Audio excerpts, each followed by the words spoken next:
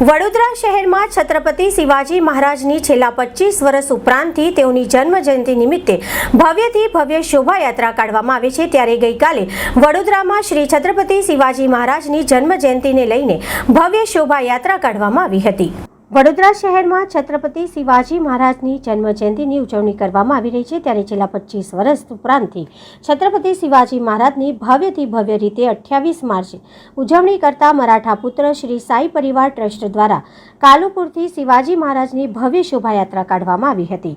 કાલુપુર વિસ્તારને શણગારાયો હતો। મરાઠા પુત્ર શ્રી સાઈ પરિવાર ટ્રસ્ટના પ્રમુખ રાજુભાઈ પવારે માહિતી આપતા જણાવ્યું હતું કે છેલ્લા 25 વર્ષ ઉપરાંતથી શ્રી છત્રપતિ શિવાજી મહારાજની જન્મજયંતિ ની ઉજવણી કરવામાં આવે છે અને આ ઉજવણી માટે ટ્રસ્ટના કાર્યકરો તેમજ સ્થાનિક લોકો તડામાર તૈયારીઓ કરી હતી।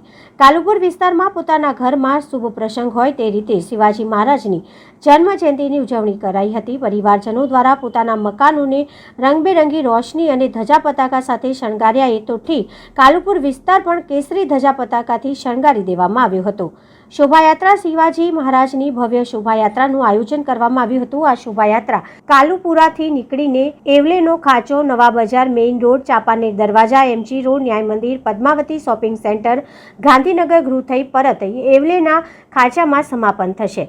ડીજે બેન્ડવાજા ઢોલ નગારા સાથે નીકળી હતી। આ શોભાયાત્રામાં બાળકો તેમજ મહિલા પુરુષો વિવિધ વેશભૂષામાં જોડાયા હતા, જે શોભાયાત્રામાં આકર્ષણનું કેન્દ્ર બન્યું હતું। શોભાયાત્રામાં કાર્યકરો કેસરી ફેટા ધારણ કરીને જોડાયા હતા।